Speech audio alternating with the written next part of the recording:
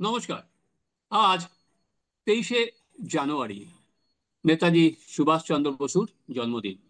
কিন্তু নেতাজি সুভাষচন্দ্র বসুর জন্মদিন এলেই সেই আমাদের ছোটবেলার সেই রহস্য, রোমাঞ্চ আজকে আমাদের এত বয়স বেরিয়ে গেল তাতেও কিন্তু থেমে থাকেনি। কারণ নেতাজির মৃত্যু রহস্যের আজ পর্যন্ত আমরা জানতেই পারিনি, কোনো কিনারাই হয়নি। সরকার এসেছে, সরকার গেছে, কিন্তু আজ পর্যন্ত কিভাবে মারা গেলেন এই দেশ বরেণ্য নায়ক সেভাবে আজকে আমরা জানিও না। আজ আমরা কথা বলবো জাপানের রেনকোজি মন্দিরে যে নেতাজির চিতাভস্ম রাখা আছে সেটা নিয়েই। ও 1945 সালে 18ই আগস্ট তাইওয়ানের তাইহুকুতে ঘটেছিল তথাকথিত সেই বিমান দুর্ঘটনা। হয়তোবা আমি যেটাকে বলতে পারি বিশ্বের সব থেকে রহস্যময় বিমান দুর্ঘটনা। আদৌ কি সেই দুর্ঘটনা ঘটেছিল? সেই দুর্ঘটনায় কি মারা গিয়েছিল এই সুভাষচন্দ্র বসু? এই নিয়ে বিতর্ক কিন্তু আজও থামেনি। তো একের পর এক কমিশন হয়েছে, সেই এক একটা কমিশনের এক এক রকম রিপোর্ট আছে রেনকোজি মন্দিরের ওই চিতাভস্ম নিয়ে। তো কি আছে সেই চিতাভস্ম? অ্যাটল কি নেতাজির? কেন সেই চিতাভস্মের আজ পর্যন্ত ডিএনএ টেস্ট করা গেল না? নেতাজি সুভাষচন্দ্র বসুর মেয়ে অনিতা পাফ কিন্তু বারবার করে চিঠিও লিখেছেন, কিন্তু আজ পর্যন্ত সেই চিতাভস্মের কিন্তু ডিএনএ টেস্ট হয়নি। আজ আমরা এই নিয়ে কথা বলবো এমন একজনের সাথে, যিনি বিদেশ দপ্তরের আধিকারিক হিসাবে ওখানে কিন্তু জাপানে তিনি কাজ করেছিলেন এবং রেনকোজি মন্দিরেও গিয়েছেন। তিনি সেখানকার ফাইলসও দেখেছেন, কি আছে সেই ফাইলসে। আজ আমরা কথা বলবো অরিজিতের সঙ্গে। অরিজিৎ ঘোষ, যিনি একসময় ভারতীয় বিদেশ দপ্তরে কর্মী হিসাবে দীর্ঘ সময়, বেশ কিছু সময় জাপানে ছিলেন। অরিজিৎ, স্বাগত আমাদের চ্যানেলে। Thank you. অরিজিৎ, আপনি কোন সময় আর কি জাপানের এম্বাসিতে ছিলেন? সেই সময় কি আপনার অভিজ্ঞতা হয়েছিল বলুন। যেটা কারণ আমরা আজ পর্যন্ত তো একটা, যেটা বললাম, যে একটা রহস্য রোমাঞ্চ মোড়কেই তো আমরা ঢুকে গিয়েছিলাম সে রেনকোজি মন্দির নিয়ে, বলুন। আমি জাপানে ছিলাম 90 দশকের শেষের দিকে, আহ, 3 বছর। এবং সেই সময় রেঙ্কুজি মন্দিরে আমি অনেকবার গেছি এসেছি।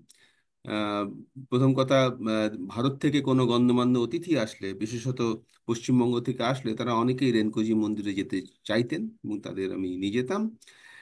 রেনকোজি মন্দিরের যে পুরোহিত, যে যে- যিনি অধিকর্তা, তাদের সঙ্গেও আমাদের ভালোই আলাপ আলাপ পরিচয় ছিল। ভারত সরকারের তরফ থেকে রেঙ্কোজি মন্দিরের রক্ষণাবেক্ষণের জন্য সাহায্য করা হতো। এবং শুধু তাই নয়, রেঙ্কোজি মন্দিরে কখনো কখনো পুরনো আজাদ হিন্দ ফৌজের যারা যোদ্ধা ছিলেন, তাদের এক বাৎসরিক মিলন সভা অনুষ্ঠিত হতো। আমি সেখানেও গেছি বার দুয়েক। এই যারা পুরনো আজাদ হিন্দ ফৌজের যারা মানে যোদ্ধা ছিলেন, তাদের মধ্যে যারা ভারতীয় যোদ্ধা ছিলেন তাদের সংখ্যা তো খুব কম, কারণ তারা এখান ভারত থেকে হুম। জাপানে গিয়ে তাতে অংশগ্রহণ করা মুশকিল। কিন্তু অনেক জাপানি মানে সৈন্য ছিলেন, জাপানি অফিসার ছিলেন, জাপানি যোদ্ধা ছিলেন। নেতাজির যেমন যিনি ইন্টারপ্রেটার তিনি ছিলেন। আহ, তারা এখন ওখানেই আছেন। এবং তারাও আজাদ হিন্দ ফৌজ এবং নেতাজির সঙ্গে এক সময় খুব ঘনিষ্ঠভাবে কাজ করার সূত্রে তারা কিন্তু ওই মিলন সভায় যেতেন, তার পৃষ্ঠপোষকতা করতেন। তারপর রাসবিহারী বোস ছিলেন, যিনি আজাদ হিন্দ ফৌজের হুম। মানে অরিজিনাল হুম। যিনি স্থাপন করেছিলেন দক্ষিণ পূর্ব এশিয়ায়। তার পরিবার এখন জাপানেই স্থিত। তিনি তো জাপানি বিয়ে করে জাপানেই সেটেল করেছিলেন। তার ছেলে মেয়ে বা নাতিরাও কখনো কখনো আসতো। তা হ্যাঁ, সেই রেঙ্কোজি মন্দিরের সঙ্গে এরকমই একটা সম্পর্ক ছিল। হ্যাঁ, কিন্তু সেখানে আপনি এটা থাকাকালীন আমরা জানি যে ধরুন কি ফাইলস ছিল, নেতাজির বহু ফাইলস। সে ফাইলস গুলোতে ঠিক কিছু, কারণ আজকে তো আর সেই ফাইলস গুলো সেন্সিটিভ নয়। কি ছিল ফাইলস গুলোর মধ্যে? রেনকোজি মন্দিরে আপনি কি পেয়েছিলেন সেখানে যখন নেতাজি সম্পর্কিত ফাইলসে? দেখুন, ফাইলের ব্যাপারটা হচ্ছে যে আহ, উম, আহ, রেনকুজি মন্দিরে এই যে চিতাভস্ম আছে, এই চিতাভস্ম কিন্তু আজাদ হিন্দ ফৌজের এই যে জাপানি সদস্যরা ছিলেন এবং রাসবিহারী বসুর পরিবার সমেত, তারা সবাই এটাকে শ্রদ্ধার সঙ্গে নেতাজির দেহাবশেষ মনে করেই তা তা- মানে তার প্রতি শ্রদ্ধা জ্ঞাপন করতেন। তার মধ্যে সত্যি সত্যি নেতাজি দেহাবশেষ আছে কিনা তা তো প্রমাণিত হয়নি, কিন্তু ওটা একটা সিম্বল হিসেবে, চিহ্ন হিসেবে রয়ে গেছে, যার প্রতি কিন্তু সবাই শ্রদ্ধা জ্ঞাপন করেন এই ভেবে যে ওটা নেতাজিরই দেহবর্ষ। এখন যে পুরনো ফাইল আজ আর নেই।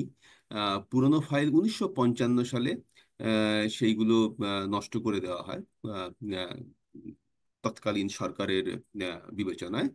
আহ, আহ, সুতরাং নষ্ট করে দেওয়া 19। মানে কি ডিস্ট্রয় করে দেওয়া হয়? ভারত হ্যাঁ, সরকারের অনুরোধে ডিস্ট্রয় করে দেওয়া হয়? ভারত হ্যাঁ, সরকারই অনুরোধ করেছিল ডিস্ট্রয় করে দিতে হ্যাঁ, জাপান না, সরকারকে? না, না, না, না, ফাইলগুলো তো ফাইলগুলো হচ্ছে আমাদের ফাইল, মানে ভারত সরকারের ফাইল, হুম। যেগুলো হ্যাঁ। দূতাবাসে রাখা আছে। সেই দূতাবাসের ফাইলই 1955 সালে ওই সংক্রান্ত ফাইলগুলো কিন্তু আহ, তার আগের ফাইলগুলো নষ্ট করে দেওয়া হয়েছে। কাজে 1955 সাল থেকে আমাদের কাছে সব রেকর্ড আছে, তার আগের ফাইল আর নেই। হুম। তাহলে সুতরাং ফাইল নেই মানে 45 থেকে 55 ফাইল নেই? 45 সালে তো ভারত সরকারের দূতাবাস তো আলাদা করে স্বাধীন ভারত সরকারের না, দূতাবাস ছিল না। ফাইলটা কত সালের নেই? কোন সাল থেকে কোন সাল পর্যন্ত ফাইলটা নেই? আহ মোটামুটি 1949 থেকে 55 ফাইল নেই। আর তার আগের যদি 49। ফাইল কিছু, তার আগের ফাইল যদি এরা ইনহেরিট করে থাকে ব্রিটিশ সরকারের কাছ হুম। থেকে, আহ, হুম। অবশ্য তার সম্ভাবনা কম, কেননা যুদ্ধের সময় ব্রিটিশ সরকারের কোনো দূতাবাস বা জাপানে ছিল না। সুতরাং হ্যাঁ, ওই 49 থেকে 55 বলতে হবে। ওই ওই সময়কার ফাইলটা, এই এই সংক্রান্ত ব্যাপারে। হ্যাঁ।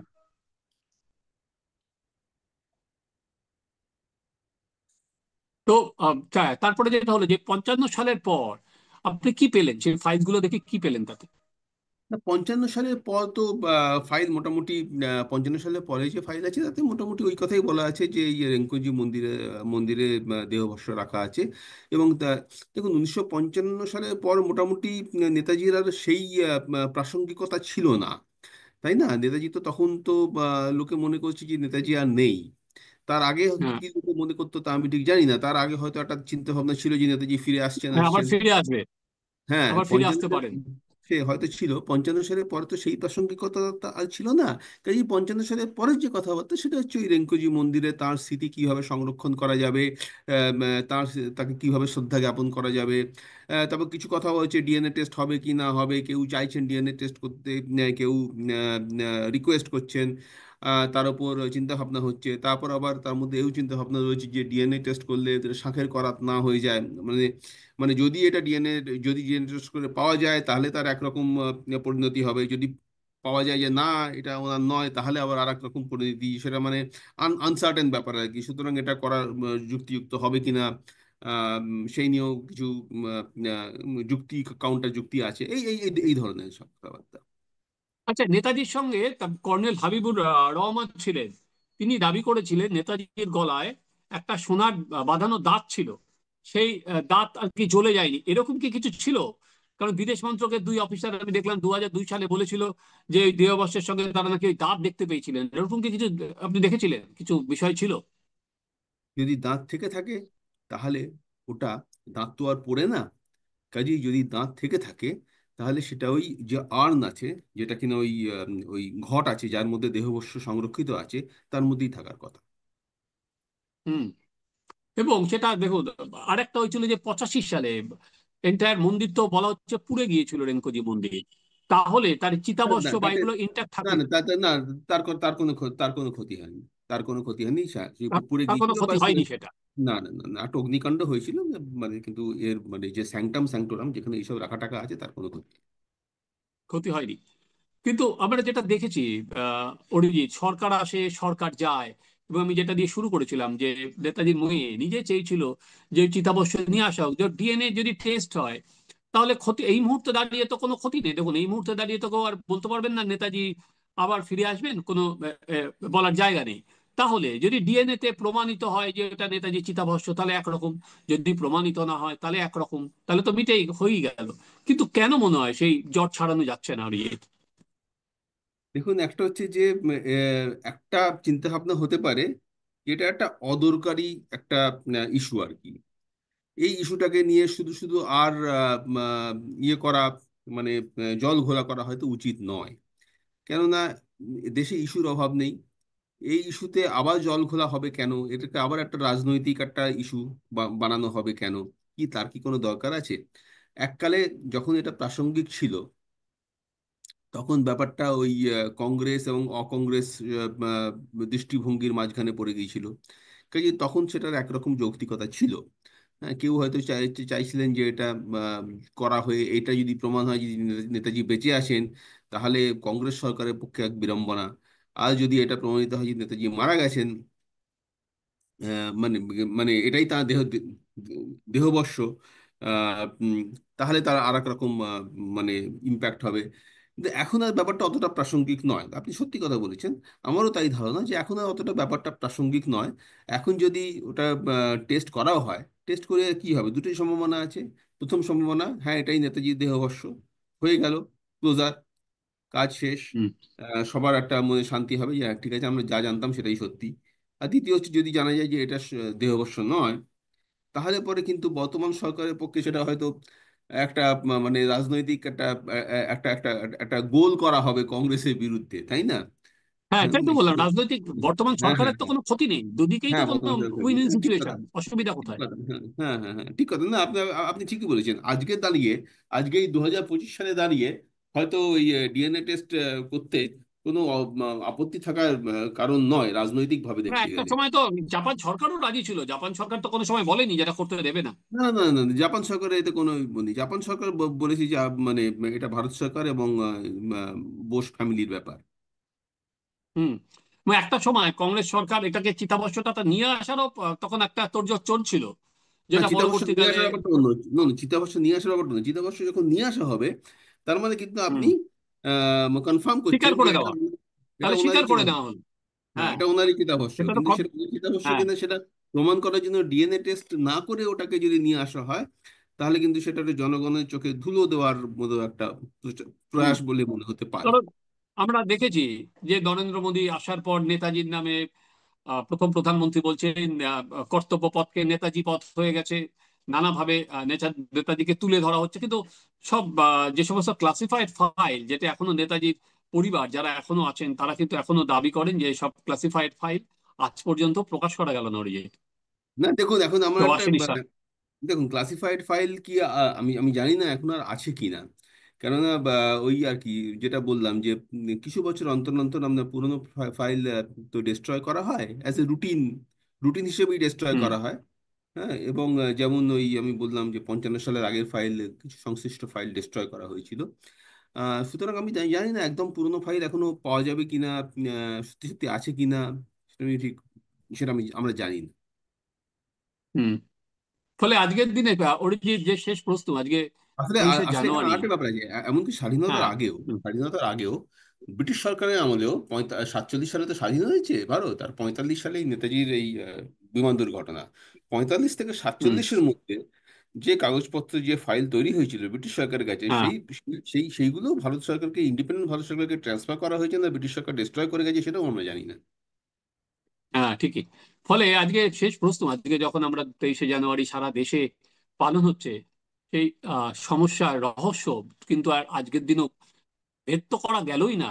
যে আগামী দিনে অরিজিৎ কোনো কি সম্ভাবনা আছে যে এই রহস্যের কোনোদিন আহ ভেদ হবে, নাকি নেতাজি এই মিস্ট্রি আমরা আগামী দিনেও বই নিয়ে বেড়াবো, আমাদের পরের জেনারেশনও সেটা বই নিয়ে বেড়াবে অরিজিৎ? হ্যাঁ, এটা কিন্তু আমার মনে হয় না যে এটা সলভ হবে। আহ, অন্তত তবে ডিএনএ টেস্ট করলে পরে অন্তত এইটুকু সলভ হতে পারে যে ওইটাই ওনার দেহাবশ্য কিনা, এইটুকু অন্তত হুম। সলভ হতে পারে। এবং আপনি ঠিকই বলেছেন, হ্যাঁ। আমার মনে হয় যে বর্তমান যে ভারতীয় সরকার, তার কাছে এতে হারানোর কিছু নেই, বরঞ্চ লাভেরই সম্ভাবনা বেশি।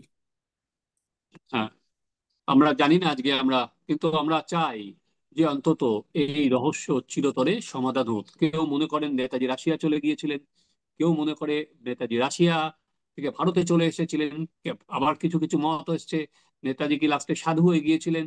ফলে আমরা কোনো সময় এখনো পর্যন্ত কংক্রিট কোনো কিন্তু আমরা একটা বিন্দুতে পৌঁছাতে পারিনি। আশা থাকলো কোনো না কোনো দিন হয়তো আমরা সেখানে পৌঁছাবো। অরিজিৎ, অসংখ্য ধন্যবাদ। আপনি যে আর কি রেলকোদি মন্দির কি আছে না আছে আর কি বাঙালির কাছে নতুন তথ্য তুলে ধরলেন, অসংখ্য ধন্যবাদ। আপনারাও দেখতে থাকুন আমাদের চ্যানেল সাবস্ক্রাইব করুন, আপনাদের মতামত জানান।